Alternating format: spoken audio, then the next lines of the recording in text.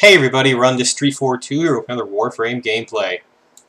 And today you're seeing footage of the plains of Eidolon. I do apologize for not having a video out sooner. The previous video was about a deluxe skin, and now I actually have two more to upload about the current deluxe skins that were released, that being for Ember and Necros. I personally like the Necros deluxe skin because it has that eerie blue fire, the ghost fire, and I like that type of design.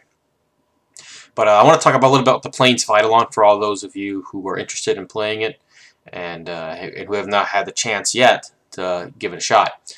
I believe it's one of the best updates that Warframe has pushed out. That being because instead of you being comprised in, compiled in a small ship, a bottle ship, or being in supposedly Earth, in the Earth field, but you're in an instance space, you have one point to the other. This zone, the Plains of Eidolon, is the largest area yet. It's hard to say open world since it's not. It's just a really, really, really big instance because there are invisible walls, which aren't invisible. I just call them invisible. It's a big blue wall that you can't get through because you're still in an area. It's not the complete open world of the planet Earth that you're in. You're just in the complete plains. So it's fun. There's lots of ways that you can enjoy your time in the plains. You could do bounties. You could take part in mining, fishing, gathering resources such as berries and plants that are in the ground, killing wildlife that you could gather the materials that they drop once killed, and you could use them to obtain new skins for your Kubro and Kavat, as well as get a small pet.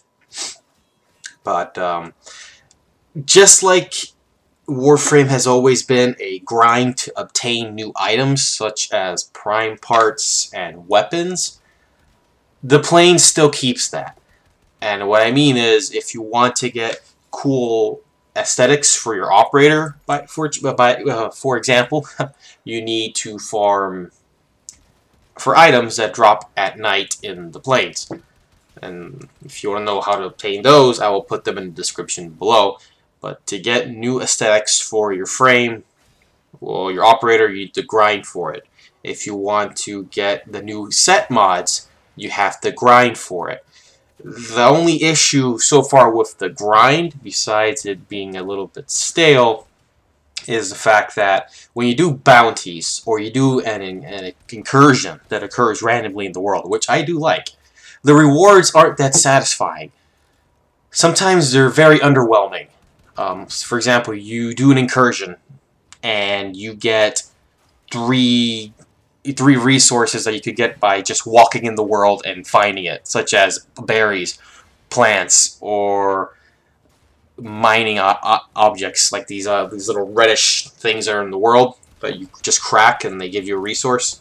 Those things, you get those types of rewards, which is very underwhelming because all the work you put into that incursion, that bounty, for the reward you could have just walk around, explore, and find it on your own without even trying sometimes. So the reward system is kind of bad. It's kind of stale, in my personal opinion.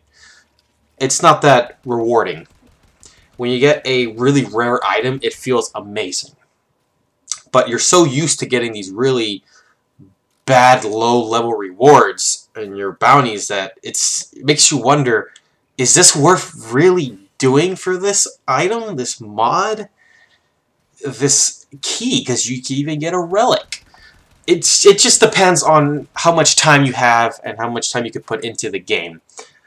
For me, I recently gotten a full-time position at a company, and I only have today, which is Sunday, and Saturday afternoon to play Warframe. I try to play in the weekday, but it really depends on how I feel because I have a full-time position and I don't have time.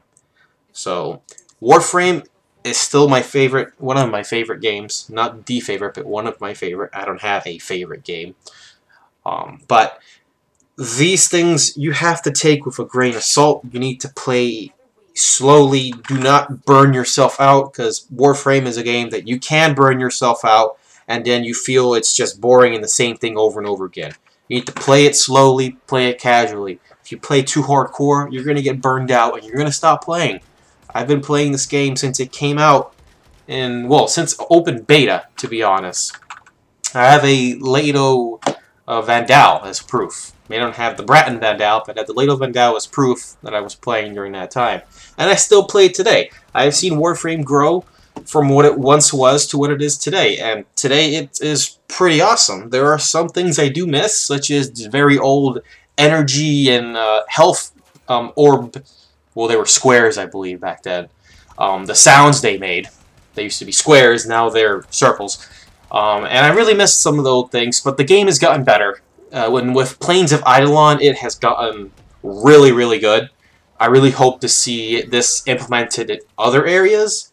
It would be really nice to get it in where we have lots of the underwater missions, where you go underwater. If we have a huge ocean, and we use that to travel everywhere, if we can, since we're on the plains with an open world instance type based area, it would be cool if we get an ocean type, a big cave, just random things, or if you're on a big corpus ship and you could literally get off the ship that it's in the air, in space, floating, go from one ship to the next, or if it's on a planet, you're on a Grenier ship, and you could just go from ship to ship that's on the world in the atmosphere, so you could see the clouds and everything. That kind of thing. It's just wild ideas, to be honest. Yes, we have Arcwing to do the space thing, but it's more of a little bit of Arcwing. Arcwing's just used to travel from the next ship, but mostly combat. Walking in, shooting, gunning down enemies. That type of thing. And the last thing I want to talk about before I end the video is that giant meteor that fell into the plains. It's a giant blob. It looks like an infested blob. So, pretty curious what could happen. It will be pretty crazy if that meteorite starts to infest Setsus, and the infested start to overthrow the citizens in Setsus. They completely take over the plains, infesting the vegetation.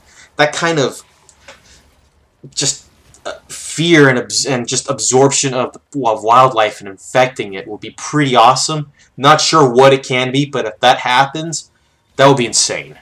But anyways, that's all I have now of the Plains of Eidolon. My opinions, I think it's great. And my, the plus and the cons, all that stuff. But thank you so much for watching. The next video is going to be about the deluxe skin, Necros and Ember. I'm not going to speak in them just like I did the previous video with Mag. But I do hope you enjoy them. I'm running the Street 42 yet again. And I hope you guys have a good one.